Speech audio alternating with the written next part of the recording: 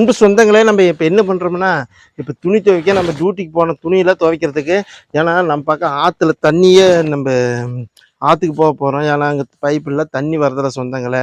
அதனால் நம்ம ஆற்றுக்கு போகிறோம். துணியெல்லாம் இன்றைக்கி கொண்டு போய் துவைச்சிட்டு வரப்போகிறோம். இதெல்லாம் நம்ம இந்த வாரம் முழுசாக போட்ட துணி சொந்தங்களே, எல்லாம் சாக்கு பையில் தான் போட்டு போகணும்.